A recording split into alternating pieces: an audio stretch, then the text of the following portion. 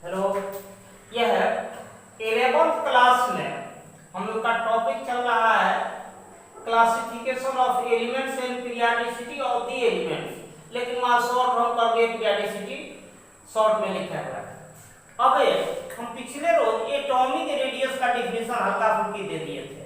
वह atomic radius कई प्रकार से होता है, टाइप्स ऑफ एटॉमिक रेडियाई अब शुरू कर रहा है। उसमें कौन कौन, पहला हम लोग का कोवेलेंट रेडियाई है, वांडर वाल रेडियाई है, आयनिक रेडियाई है, इस तरह से और भी हम लोग मेटालिक रेडियाई है। हम 4 तरह के रेडियस के बारे में जानेंगे।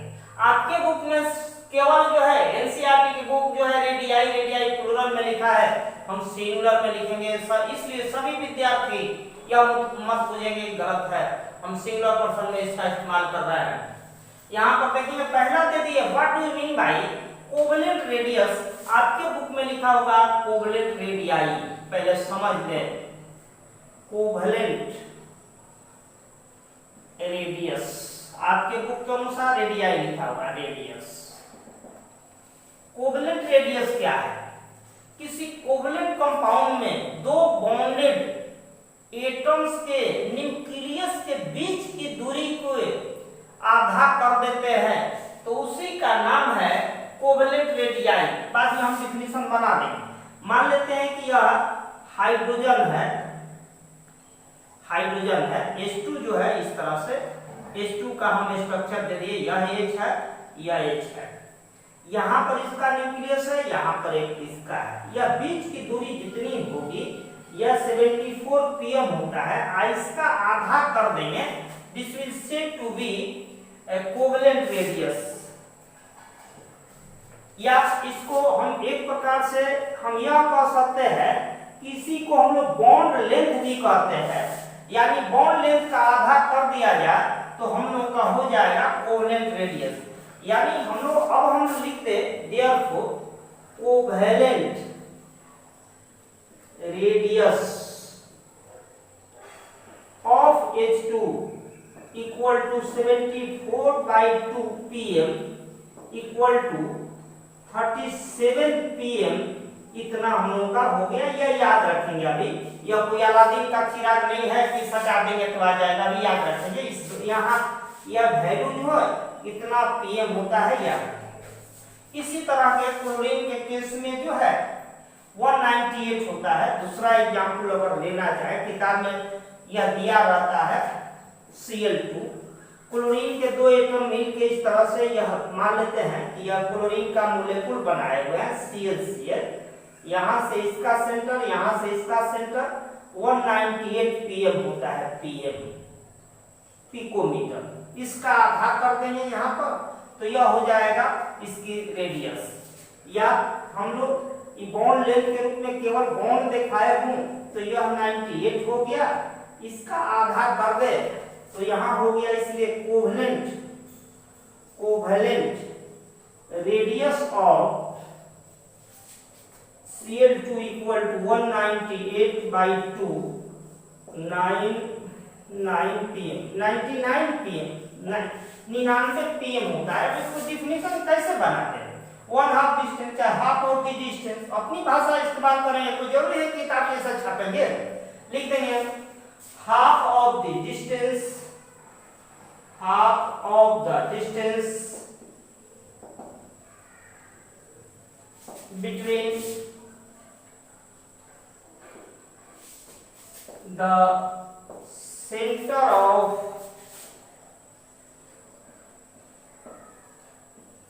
nuclei of two bonded atoms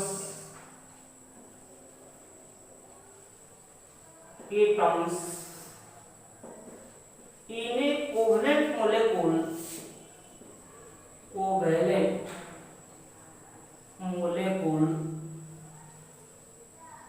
is called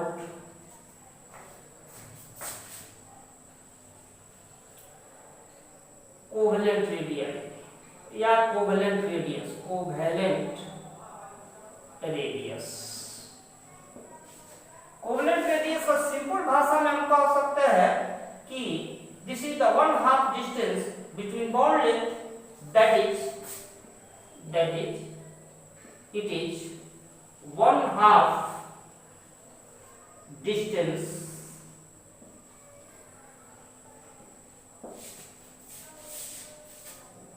between 1/2 distance of bond length, ये बॉन्ड लेंथ का आधा होता है, या दोनों के सेंटर के बीच की दूरी को हम लोग बॉन्ड लेंथ भी कह सकते हैं। जैसे एग्जाम्पल में इट इज एक्सप्रेस्ड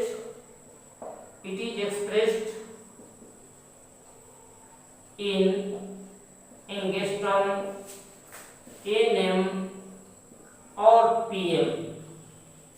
एंगस्ट्रॉम में 10⁻⁸ cm होता है, चाहे 10⁻⁻10 मीटर होता है, 10⁻⁹ मीटर हो गया, 10⁹ होता है इसका। पिको का 10⁻12 होता है, जो फर्स्ट यूनिट में हम बता देते हैं। एग्जांपल यही दो हम लोग दे देंगे कि H2 का कोवलेंट रेडियाई जो है 37 होता है और यह क्लोरीन का 99 होता है। इस तरह से हम अपना दिखा देंगे। अब हम लोग देखेंगे दूसरा इसके बाद।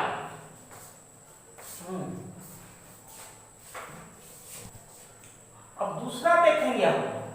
और दूसरा है वांडर वाल रेडियस। क्या आपको बुक में लिखा होगा वांडर वाल रेडियस प्लूरल, हम सिंगुलर में बोल रहा है, इसलिए गलत नहीं है, ध्यान देंगे। वांडर वाल रेडियस क्या है, ध्यान से सुनेंगे। यह दो एक है, यह H2 का मॉलिक्यूल हम बना रहे, बाद में डिफिनेशन बनाएंगे, देखेंगे। यहाँ पर एक H2 जो है इस तरह से बनाती है, H2 का मॉलिक्यूल है, यह H2 का मॉलिक्यूल है। यहां से यहां तक के बीच की दूरी थोड़ी देर पहले देखे हुए थे। फिर एक H2 जो है एक मॉलिक्यूल दूसरे मॉलिक्यूल के नजदीक में किसी न किसी फोर्स के द्वारा ठहरा हुआ है, पूरा नहीं ठहरा हुआ तो भी जो है सटा हुआ है। यह दूसरा H मॉलिक्यूल है इस तरह से, यह भी H2 का मॉलिक्यूल है इस तरह से। यहाँ इसका न्यूक्लियस, यहाँ इसका न्यूक्लियस, यह भी H है, यह भी दो H2 के मॉलिक्यूल है। यहाँ थोड़ी देर पहले बताए थे कि इसका हाफ किए थे 74 pm था, 74 pm था। इसका हाफ कर दिए थे, इसका हाफ कर दिए थे, तो उसको कोवलेंट रेडियस कहते हैं।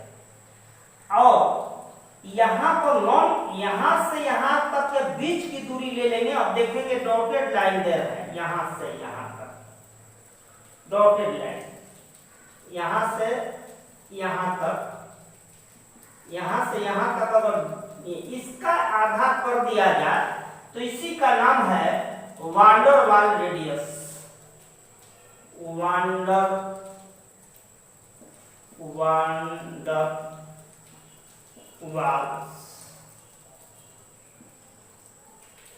रेडियस। अभी थोड़ी देर पहले बताए थे कि 74 pm था, यह 74 pm था। और यहाँ से यहाँ तक के बीच की दूरी जो है यह होता है 240 pm। यहाँ पर थोड़ा जगह कम पड़ रहा है, यहाँ से यहाँ तक की दूरी जो है 240 pm होता है। अब इसका आधा कर देंगे, उसी का नाम रहेगा हम लोगों का वांडर वाल रेडियस। इसको थोड़ा सा सिंपल वे में लिख रहा है इस तरह से। मान लेते हैं कि यह H2 मॉलिक्यूल है, यह H2 मॉलिक्यूल है, एक दूसरे से ये फोर्स ऑफ प्रोटेक्शन के द्वारा जुड़ा हुआ है। यह H2 मॉलिक्यूल, यह H2 मॉलिक्यूल, यह एक दूसरे के करीब में है। यह दूरी जो है this distance equal to 240 pm। इसका आधा करेंगे यहाँ, this will be van der Waals radius, आधा कर देंगे। यानी देयरफॉर वांडर वाल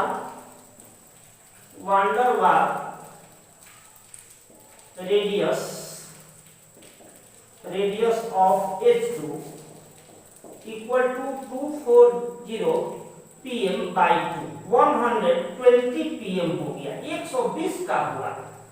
देखेंगे वांडर वाल रेडियस हरदम जो है कोवलेंट रेडियस से बड़ा होता है। अभी डिफिनेशन थोड़ी देर बनाते हैं, एक और एग्जांपल देते हैं। यहां देखेंगे दूसरा एग्जाम्पल। यह मान लेते हैं कि हम क्लोरीन का एक मोलेकुल बना दिए, क्लोरीन का, यह Cl का है, Cl। यहां पर दूसरा मोलेकुल यहां पर हम बना दिए, यहां पर क्लोरीन का दूसरा मोलेकुल, यह Cl, यहां Cl। हम पहले ये देखे थे 98 pm था, यह भी 98 pm था। यह यहां से यहां तक की बीच की दूरी का आधा कर देंगे। If we divide distance between non bounded, जो है यह दूरी जो है इतना डिस्टेंस का आधा करेंगे, इसी का नाम हो जाएगा वान डर वाल रेडियस, यानी इस डिस्टेंस का नाम वान डर वाल्स रेडियस। क्लोरीन के केस में यहां से यहां तक का वैल्यू होता है या 360 pm इतना। इसको सिंपल वे में ऐसे हम दिखा दिए कि मान लेते हैं कि यह एक Cl2 मोलेकुल है, यह एक Cl2 मोलेकुल है, आपस में यह वान डर वाल्स फोर्स से जुटा हुआ है, यह 360 pm के बराबर है। इसका आधा करेंगे, हाफ कर देंगे इसका, दिस विल बी क्या वान डर वाल रेडियस, यानी वान डर वाल रेडियस हम क्लोरीन का कितना बोलेंगे, देयरफॉर वान डर वाल radius of Cl2 equal to 360/2 180 pm। ध्यान देंगे यह भरकम जो है बड़ा आता है। देखिए थे किसका जो है कोवलेंट रेडियस आया था कितना 99, और ठीक उससे जाते आ रहा है दुगुना के लगभग। तो इसका डिफिनेशन कैसे बनाए कि हाफ ऑफ द डिस्टेंस, चाहे 1/2 distance between two non bounded molecule of a covalent compound is called van der वाल रेडियस। यहां लिख देंगे the half of the distance, चाहे 1/2 भी कर सकते हैं, the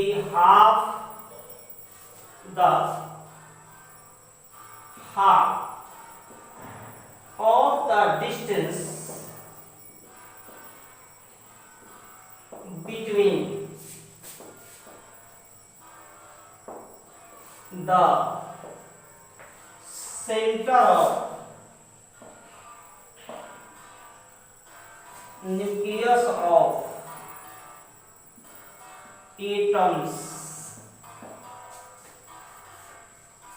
between, फिर देखेंगे between लिखे, between two non bounded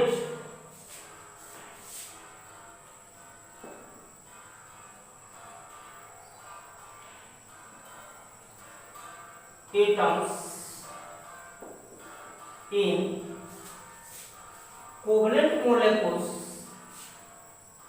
atoms in covalent molecules या टू कोवेलेंट मोलेकुल्स कर सकते हैं, कोवेलेंट मोलेकुल्स each called वान डर वाल रेडियस, वान डर वाल्स रेडियस। अब एग्जाम्पल दो देंगे, H2 का वान डर वाल नहीं इतना दिखाना, सीधे लिख देंगे वान डर वाल radius of H2 equal to 120 van der वाल radius of Cl2 is found to be इतना। या खूब समझाना हो तो इस बना देंगे, एक मोलेकुल यह है, एक मोलेकुल यह हाइड्रोजन का, बीच का यह एक एटम का न्यूक्लियस और यहां से के बीच की दूरी जो है, यहां से यहां तक के बीच की दूरी कहा, या इसको सिंपल वे में ऐसे दिखा दिए, या कि 120 हो गया। इसी तरह से क्लोरीन का 360 होता है बीच की डिस्टेंस इसके, उसका हाफ कर दिए, वह हो गया 180 pm। यह हम लोग का वान डर वाल रेडियस हो गया। इसमें बारीकी हमने क्या देखा कि वान डर वाल रेडियस जो है हरदम कोवेलेंट रेडियस से बड़ा होता है। क्यों? समय होगा तभी बनाएंगे, अदरवाइज अगले दिन बताएंगे।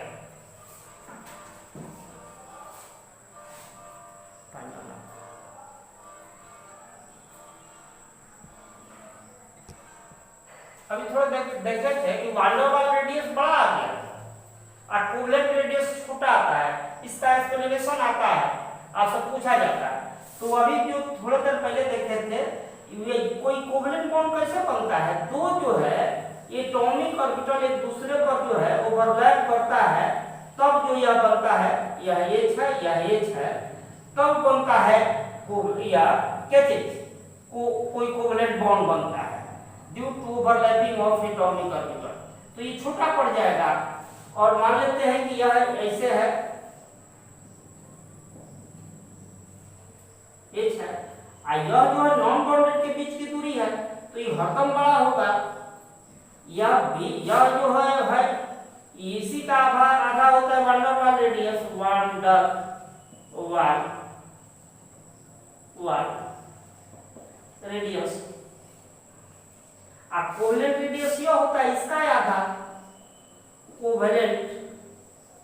कोवलेंट रेडियस हम लोग कैसे एक्सप्लेन कर देंगे, हम जानते हैं कि कोवलेंट बॉन्ड ब्रैकेट में लिख देंगे कोवलेंट रेडियस जो है मेजर्ड बाय या half of the distance of covalent bond, a covalent bond formed by overlapping of two orbitals या two atomic orbital, और यह नॉन बॉन्डेड के बीच की दूरी है, तो ये हरदम बड़ा होगा, ये छोटा होगा। लिख देंगे we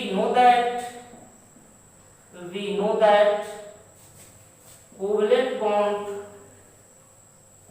bond is formed by overlapping of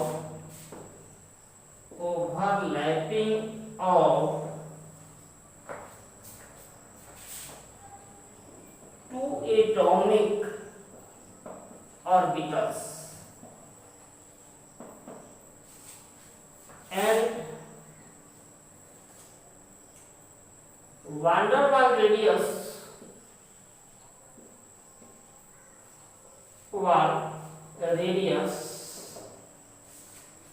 is a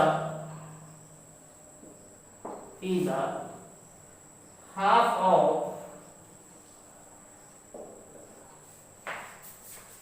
distance between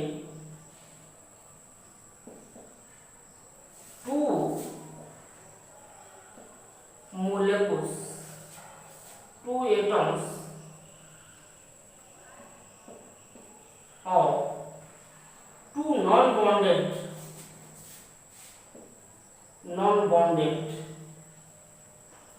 molecules। ये नॉन बॉन्डेड मोलेक्यूल है, हरदम बड़ा होगा, एक दूसरे पर चढ़ गया, ये हरदम छोटा होगा। Due to this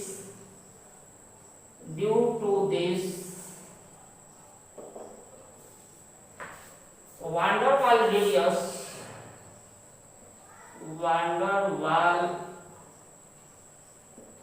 radius always be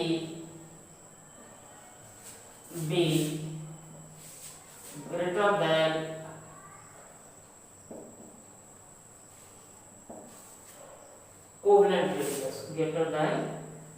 covalent radius।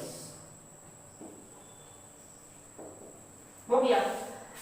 फिर एक बार सुन लेंगे, कोवलेंट बॉन्ड फॉर्मूला कैसा बनता है, दो चीज ओवरलैप करता है, दो एटॉमिक ऑर्बिटल, यह नॉन बॉन्डेड के बीच की दूरी है, उसका हाफ है, तो हरदम यह ज्यादा होगा, इसीलिए हरदम एटॉमिक इसका रेडियस बड़ा होता है और कोवलेंट छोटा। उसी पर एक और क्वेश्चन है जो अगले दिन बताएंगे, इनर्ट गैसों का रेडियस हरदम बड़ा होता है, क्योंकि हरदम उनके पास जो है मोलेक्यूल नहीं बनता है, जो भी होता है